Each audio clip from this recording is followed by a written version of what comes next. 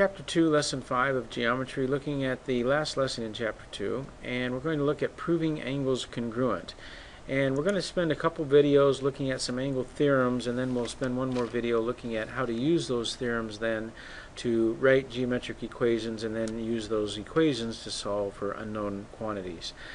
So we're going to begin by looking at some angles that we've run into before, and that's vertical angles. So you remember with what we've done earlier this year, if we draw two lines and they intersect, you have two pairs of vertical angles. You have angles 1 and 2, which are vertical, and angles 3 and 4. Now if you were to fold this paper right along the vertex and you want to put this angle 3 on top of angle 4, as we do that, you'll notice that angle 3 fits right on top of angle 4. So it looks like those angles would be equal in measure. So let's try that with the other two vertical angles. If we fold it in half along the vertex and put one angle on top of the other angle, it looks like that fits right on top of the other angle as well. So by doing this little activity, we would want to make the conjecture that maybe vertical angles are congruent. Now when I do this, this isn't a proof. It's a way of looking at that and then deductively reasoning, well, I think that the vertical angles might be congruent. Well, the only way to actually make that or show that is true is to write a proof or mathematical proof. Our conjecture then would be that, man, we think that vertical angles are congruent, but can you prove it? And showing someone this isn't a proof, because in order to prove it, you'd have to show that it's true for every single scenario that could ever happen. And there's no physical way to do that. I mean, as far as writing, because you'd have to do intersecting lines at an infinite number of angle sizes in order to prove, and then show, and then do this for every single one. So we've only done this with two angles. Does that prove that vertical angles are congruent? No, it doesn't prove that, but it certainly gives us a start and would give us the idea that, well, maybe we want to make that conjecture. To actually prove it is to prove it that is true for every pair of vertical angles. And to do that, you have to do that mathematically. And so that's what we're going to have to do with this first one. So we're going to make a conjecture that vertical angles are congruent. Now, we're going to give you the theorem to begin with, and then we'll show you how to prove it. So we can use deductive reasoning then to show that our conjecture is true. And the steps that you take to do that are what's called a proof. You're actually going to, or we are actually going to prove something. The statement that we prove, and the statement we're going to try to prove here, is that vertical angles are congruent. If we can prove it, that statement, that conjecture, now becomes a theorem. So a theorem is a statement that we're able to prove. Now, we've used earlier in this year, we've used statements that we couldn't prove, and we called those postulates. And we accepted those as true. Well, now we're going to use those postulates and then some of the definitions that we've done earlier this year to actually prove our statement that vertical angles are congruent. All right, so first of all, a couple of notes about the theorem itself. Vertical angle theorem, we're going to prove that vertical angles are congruent. And again, it's not a theorem until we can prove it. Now, this has been proven before. That's why we're going to use it as a theorem.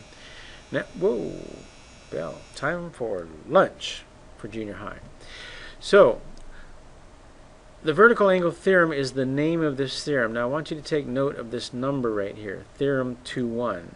And I don't want you to use those numbers because the numbering system that they use is only for this textbook. Meaning, if you learned that this was Theorem 2.1 and then went to another school, or we decided to change textbooks, and you're trying to help someone next year and you said, hey, well, that theorem, that's Theorem 2.1, they wouldn't know what you were talking about because the numbering system in the other book might be completely different. This is only the numbering system for this book. It's not a uniform or a conventional number system for everyone, so Theorem 2.1 doesn't mean anything to anyone really outside of someone reading this book. So when we're using theorems as reasons for our steps in a proof, we must use the name of the theorem, the vertical angle theorem. If you used a different book or went to a different school and said the vertical angle theorem, everyone would know what you were talking about, because the name is a convention and the name is the same for every other book. So don't use Theorem 2.1 as a reason. You must write out the name. Now, most of the theorems have names, but some of them do not. And if they do not have a name, then we have to write the theorem out if it's a reason in our proof. So don't use these numbers anywhere in your notes or anywhere in your homework or anywhere on a test or quiz, because they don't mean anything. If you said Theorem 2.1, I have no idea what you're talking about. So use vertical angle theorem.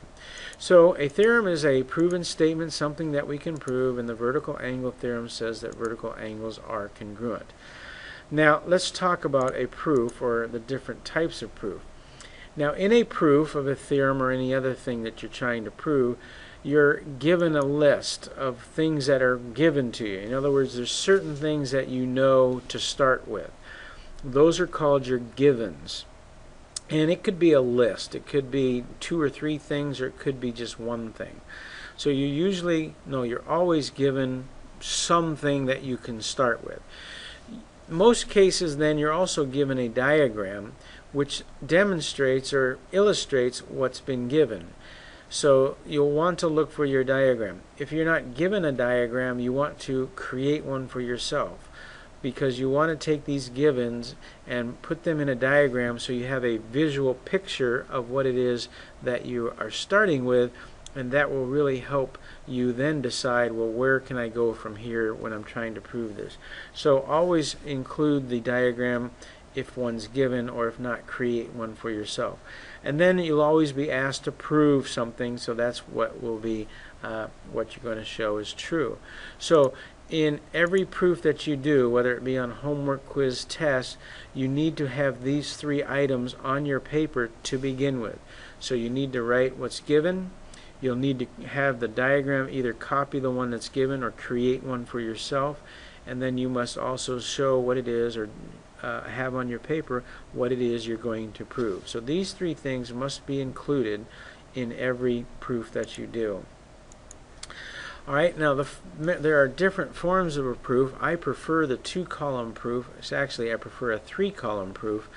But we're going to look at a couple of different forms here. We'll work with them, but we're not going to use them a lot. The first one is a paragraph proof, and it's called that because you write your proof as a paragraph. And so here we have a given that we are given that angle 1 and 2 are vertical angles, and we're asked to prove that angle 1 is congruent to angle 2, and then we're also given a diagram that illustrates the fact that here we have 2 vertical angles, 1 and 2. Now we're also given this angle 3. We don't know what it is, but we have a number on it.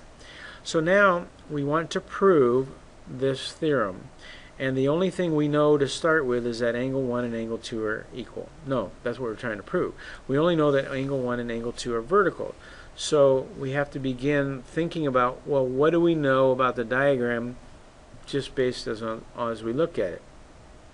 Now we know from earlier lessons that the angle addition postulate says that I can add angle 1 and 3 together, and because they make a straight line, I know that they're going to add up to 180. I can also add angle 2 and 3 together, and because they create a straight line, they also add up to 180. So I can write that in my first sentence by saying, well, because of the angle addition postulate, we know that angle 1 plus angle 3 is going to equal 180, and we also know that angle 2 plus angle 3 is equal to 180. So my first sentence is that.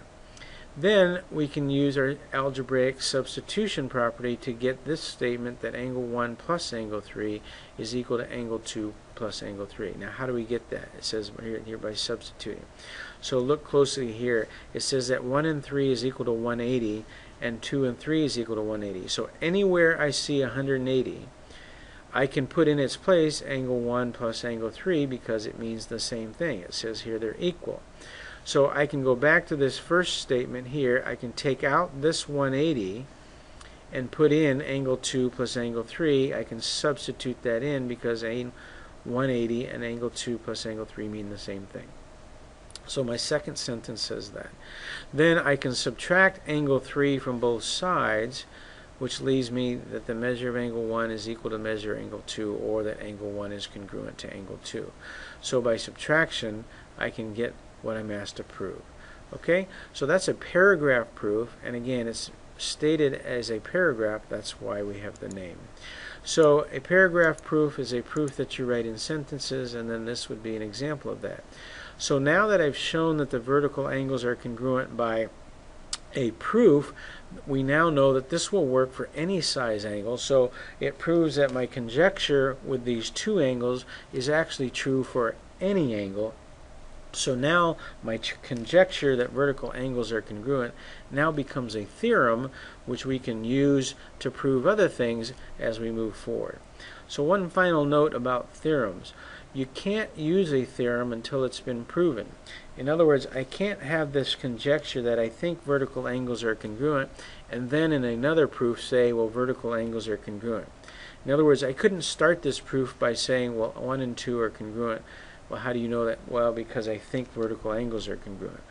So because it hasn't been proved yet, I couldn't use it in my proof to try to prove that the angles are equal. So you can't use a theorem until it's been proven true, and which also then ties into the fact that if you're trying to prove a theorem, you can't use that theorem as a proof or as a reason in your proof. So again, I couldn't start by saying 1 and 2 are congruent by the vertical angle theorem, because that's what I'm trying to prove. So I can't use a theorem that I'm proving as a reason in my proof. And I know that maybe sound a little confusing, but we'll work and talk more about that as we move forward. So that's the first video. In the next video, we'll look at some other angle proofs, and then in the last one, we'll look at using those angle proofs then to create equations and then solve for variables.